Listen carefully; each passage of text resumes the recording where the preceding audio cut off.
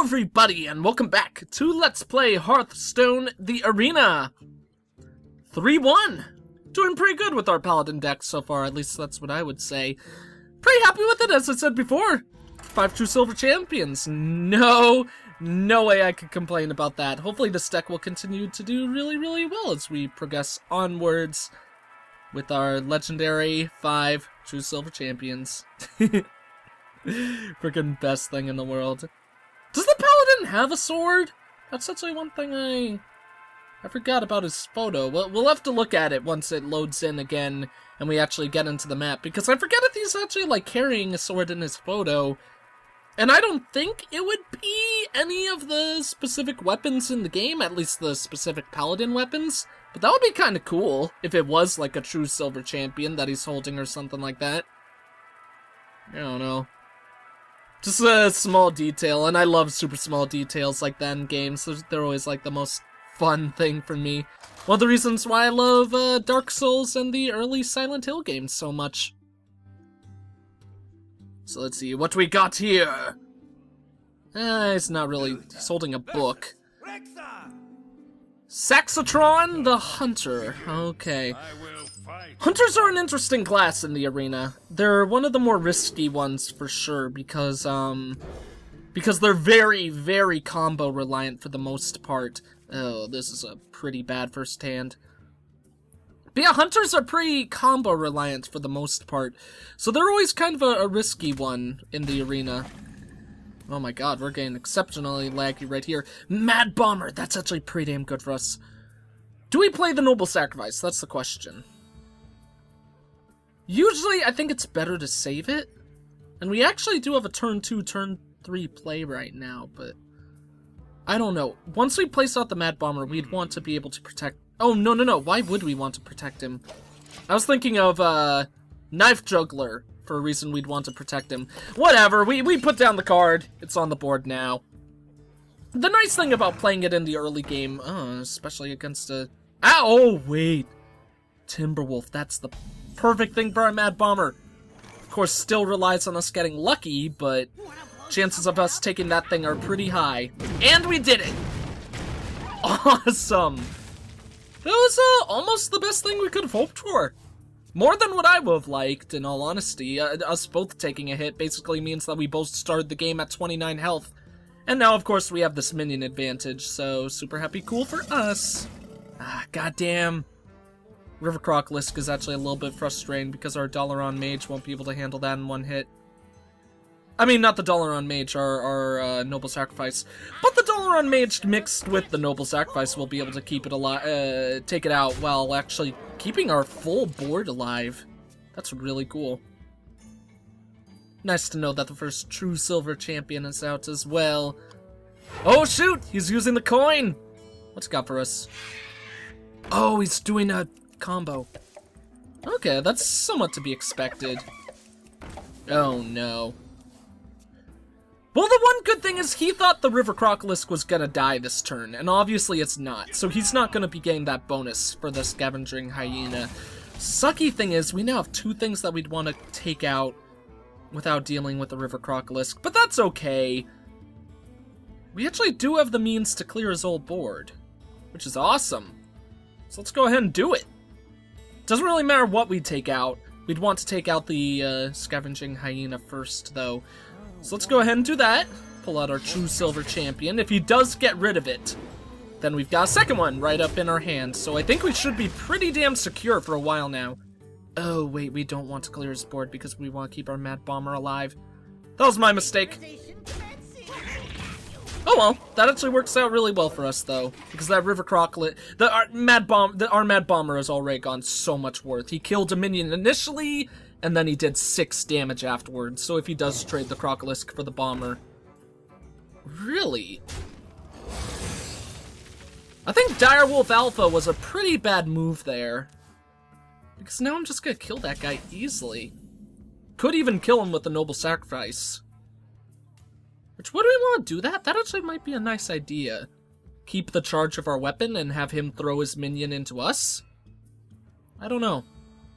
I don't know if that's best. Let's go ahead and see if he'll do it, though. It would either be that, or he's probably or he might place down something with the charge. Let's see if we could bait him into that. Honestly, I wouldn't be surprised if it doesn't bait him, because I think it would be a very foolish move on his part to attack directly like that. But maybe we'll get lucky. Against a Paladin in this circumstance, he should never attack directly with that Direwolf Alpha, but like I said, we might get lucky. He might actually kill his own minion for us. Ooh, Stampeding Kodo, that could be really nice! Okay, that's really, really good for us. You could argue that the spell damage plus might have been nicer, but I'm very, very happy with how that move went. Only problem now is that Stampeding Kodo is still a very irritating card to deal with. I think we actually play Abomination on this turn. Yeah, we want to protect our Farseer. That means that Kodo will have to kill itself to be able to break through that, and it won't be able to break through it in one hit anyways, so might as well keep on going. This might be the one problem with our deck, I would say. We don't really have much card draw, if I remember correctly, at all. We haven't gotten any so far. But we do have that one card where whenever a minion attacks, we get cards. But what was I going to say in addition to that? We don't have much card draw, and our minions aren't as reliable as we would like them to be. Interesting move there. He just killed my one minion and left him... I mean, I guess that did give him the board advantage, but we still have our weapon. And we pop out a minion every turn, so I think that was a foolish move on his part, in all honesty. Who knows, though, actually. If he didn't do that, I would have just kept on hitting him directly. So it's probably a case scenario where he didn't really have any other options. He or she, I should say. Mr. Hunterman didn't have any other options. Oh, crap. That's actually pretty bad. Not only is it beefy as hell, but we're not going to be able to take him out in one hit. Ah, card draw, that's nice. And that allows us to use the combo that would kill him. This is going to be a really sucky move unless we get... Oh, fudge, I miscounted. God damn it, I'm an idiot apparently. Well, let's hope. Let's actually pull out our Stormwind Knight. And on this turn, we're actually going to really hope that he doesn't attack us directly. I think he would be a fool not to attack us directly. I can't believe I miscounted there. I should have killed that guy and held on to our card draw. But he's actually going to make it easier for us. By killing our guy, we can now kill him with our weapon and keep our minions on the board. That's awesome. Maybe even give that one the buff? Because a 5/4 is not something to be taken lightly. A 5/4 is actually a very, very irritating minion. It's... Oh, god damn you. God damn you, you big old jerk. Okay. Well, now the Venture Company Mercenary is gone, and we have a board advantage. Next turn, if he doesn't kill the Squire, we could get 2 2/2s with Taunt, maybe even buff one, although we'd probably buff the Defender of Argus if we'd buff any of them. Oh, this 5 damage to the face is not going to be fun. I say 5 damage because the Truesilver champion obviously healed us for 2, which lightened that blow a little bit, but it's still obviously a big old pain. Oh no! He's probably going to be doing some big combo here. Oh, I was worried he might play the high main. He was saying thank you, like that was this big old glorious move, but in all honesty, I really couldn't have done anything else besides that. So let's go big. Go big or go home, I suppose. We'll place out him, get ourselves 2 taunts on the board, 1 will be buffed, and now I think we start hitting him directly. This means he either needs a taunt, or we kill him next turn, especially with our Blessing of Might. I think we've got this one in the bag right here. He needs a taunt. Because, or another deadly shot could kill that guy instantly. But besides that, he's gonna need to blow 2 monsters to get through him. Ugh, that's so irritating. Hate Stampeding Kodo, such a good value card. Didn't necessarily matter which one he took down though, and he's just used up his mana. I think that's it. Yeah, we just won. He doesn't know it, but we won. Well played, my good sir. Well played. And this is really showing off what all of our Truesilver champions can do, because he's got to be a bit irritated that that's what the third one that came out in this game. I believe that was the third one. Might have been the fourth, but I'm pretty sure we just had 3. It's a little hard to remember since everyone has 2 charges. Trying to remember like how long each single weapon lasts, or if I placed more down then. Who knows? That was a close game. If that turn didn't work out for us, he definitely would have won. Unless we... No, even with like... we might have been able to get like unbelievably lucky with Knife Juggler hits. They would all need to hit him directly. Because he was at 3 health at the end? 1, 2... still only would have gone 2 knives though, so I'm pretty sure that was our only way to do it at that point. So let's see, I believe the only match that we lost playing as this Paladin so far was against a mage? Which means that mages might be our scary one. It was either that or a druid, I think, because it's pretty common knowledge in the Hearthstone world that druids are a really strong counter to paladins, since they don't really have anything late game that counters the immense power of a late game druid. Like, druids have gotta be one of the scariest classes to fight against once you get around to turn 8. Or even in some regards, like turn 5 and 6 with some of their other monsters. I don't know, I think druids all around have one of the strongest value cards in the game. Like, all of them usually get such good value. Unless you're playing against, like, a mage who has a bunch of fireballs or polymorphs, stuff like that. Let's see what we got here. Ooh, a warrior. That should make this one interesting. I always love playing warriors. I will fight with honor. I will fight with honor, my good sir, just so you know. Whew, I both hate this hand, but... Let's keep the Gnomish Inventor and the Truesilver Champion. Kind of a foolish play. Maybe I should get rid of the Gnomish Inventor, but I like that card draw. Let's see how lucky we get. Noble Sacrifice. That gives us something turn 1. Really means that we hope he won't play a minion on turn 1, though. Oh, thank God. Okay, he's giving us the first opportunity to move, which is actually both awesome and not. Let's do nothing this turn. See what he plays. If he plays a 3 health minion... Oh, wow. That's interesting. Play the exact same card we've got. Ugh. Consecration's not good for us right now. We could wait one more turn. Let him get a little bit of a board advantage. That would allow us to play our Truesilver Champion. Then we could... Let's do that. I'm not incredibly happy with this. But if we could get a buffed Bloodsail Raider, that would be pretty damn cool for us. And that will be an easy card for us to take out with the Truesilver Champion. It just depends on what he plays now, which might change. Oh, shoot. Okay, never mind. We're taking out that guy. I frickin' love Frothling Berserker. He is such a good card because he could get huge later on in the game. So coin goes out. Truesilver Champion. That means, it means we'll definitely have to consider what we do next turn. I would love to still play the Bloodsail Raider, but our options might change. If he plays down 2 other really small minions, we could just consecrate and clear his board, and still hold on to our Truesilver Champion. That would be really, really good. We've got a lot of options. Gnomish Inventor. Oh, so far it's looking good for that. Oh, hell yeah. We're gonna take a lot of damage from this overall, with that 3 and then the 2 that's gonna come from that Leper Gnome, but he just gave us a big old consecration target, and that cannot be passed up. Awesome. Could attack him directly with the sword, but I prefer to hold on to it. We've got some stuff that'll become pretty beefy, mainly the Bloodsail Raider. Oh no! Hate that card so much.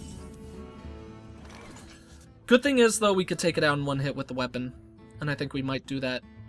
Obviously, we could take it out with one hit with the weapon if he attacks us directly and the Noble Sacrifice blocks it. So Bloodsail Raider comes out. Then we get another little guy, and Noble Sacrifice goes out for sure. That card actually really sucks because since it's such a beefy monster, I hate that card so much. It's a really good 5 value mana cost in my opinion. Since it's so beefy, there's so little cards that you could do to combat it, especially like this early in the game. I mean, obviously he's like a mid-game card, but nice to see that the Enraged didn't buff anything, because I believe he needs a weapon out when the Enraged gets triggered. Yeah, that thing should not get 2 mana, right? Oh, come on! I feel like that shouldn't work that way, but okay. I didn't design the game, so guess shows what I know. We clear his board pretty easily, though, so that's the positive right here. Let's take out that guy, get another small one, and just kill that dude. We're taking a lot of damage to the face this game, though. That's the one really bad thing. Could have used the Blessing of Might on him. For justice. But I think I would rather hold the Blessing of Might for future use. We do have a card advantage, and our health isn't that much lower than his. And he's got a bad weapon. The Battle Axe is really cool because you get it for, the value is super good with the minion that you get it with. I think Armani Weaponsmith? That's what that card's called, if I remember correctly. But it's still just a 2/2, not the strongest weapon in the game, especially in a warrior deck. Warrior's got stuff much more beefy than that. So not really all that much that we have to worry about at this moment. Emperor Cobra's a bit of a pain though, but won't be all that bad. Next turn I think we'll do the Truesilver champion to take that guy out again. Please use your weapon. Oh, to hit me? I always find that interesting. I mean, warriors are very good with rush down, and they could do some kind of brutal charge combo later on to finish me off if they get me low enough. But I don't know, I feel like that was an interesting play on that turn. Do we play? I think we hold. I was thinking whether or not we play the. Ooh, actually, maybe we do play the Noble Sacrifice because we could use Blessing of Might to buff one of those guys and start dealing a lot of really heavy damage. But I don't think that's a good idea, because Warrior has so many cards that he could use to take out 1 mana cost creatures. So I think we just hold on to what we've got. No reason playing that Noble Sacrifice now, because the only thing that we'd really want to defend on the board is ourselves. So I think it would be a pretty poor play. Next turn we could get a bunch of 2/2s with Taunt, though. I mean, obviously... Oh, okay, yeah, see, that's what I was worried about. If we played Blessing of Might, we would have completely wasted that thing. God damn you, Boulderfist Stoker. I hate you. Ooh! Archer Commando is really good in this situation. Only question is, do I want to take 6 damage to the face, or get potential to take him out in some other way? Archon Commando, Noble Sacrifice wouldn't quite do enough. Let me think. I think we might want to just get rid of that guy on this turn. It's gonna suck, because like I said, we're gonna take 4 damage to the face. But I think that's okay. Just call out another small guy. This means we still have the Archon Commando on the board. He's gonna lose his Divine Shield, so he's gonna be super vulnerable. But we still have him on the board. And with all of our Truesilver champions in this deck, it might be the point where we actually want to start hitting him directly, depending on what he places on the board. Mainly just to heal ourselves, because we're getting to a pretty frightening place for playing against a warrior, for sure. Oh, where are you gonna do, buddy? Oh, no. Oh, okay, Unforged Rifleman. That's not that scary. Probably actually... Oh, God. He's almost certainly go for us directly. Yeah, he's going for the rush down. Okay, I think Noble Sacrifice has to come out next. Then maybe we should actually buff our Archon Commando. Actually, I think change of plans. Gnomish Inventor. We'll say a Posh on Noble Sacrifice. That can wait. And I think we just... Oh, shoot! We can still play Noble Sacrifice. Does Noble Sacrifice work with taunts on the board? I hope it does. If it does, this is going to be really good for us. Because now we have a 5-3 and a 3-5 on the board. That is a really good position for us to be in, especially if that Noble Sacrifice works. Now we've got two really rough things for him to break through, and one of them's really powerful, one of them's really hardy. It'll be interesting to see what he uses the weapon on. Probably our Gnomish Inventor, but only time will tell, I suppose. Oh man. I really, really hope this Noble Sacrifice works with, goes through taunts, like... Because that's really gonna decide how this next bit plays out, for sure. No matter what, I don't think that... Okay, yeah, he tested it. How does it work? Awesome! Goes through taunts. Just what I wanted. Unfortunately, it would have been better if he attacked himself first, because then, we would have both of these guys still on the board, but it works out okay, in my opinion. We still have one more taunt coming up as well, and we've got another heal, the Guardian of Kings. Completely forgot about that guy. It's awesome for us. Oh, I was afraid that he had that dude in his deck. I don't know why, just somehow I thought he did. Or I thought he would. Okay, that makes things very, very, very scary for us. I think we need to do the Abomination then. If we play out the Abomination, we could get our Truesilver champion on the board. And the Noble Sacrifice. It's really important to keep on getting those Noble Sacrifices. Let's hit him directly, we need to whittle him down, and we need to regain health. Obviously, because that's 10 frickin' damage on the board. He's gonna need to blow through the Abomination, though, which will kill it. At least now. Hopefully he won't draw something that'll destroy the Abomination. Gromash Hellscream is such a goddamn good card. Nice! Get to keep our Abomination. Next turn we'll lose the Defender of Argus in trade. And that actually doesn't enrage him even more. I was pretty sure enraged cards didn't work that way, that they get buffed every time they take damage, but still good to know. Come on, buddy! What you got? Next turn I could deal 7 damage to your face and heal myself for 6 health.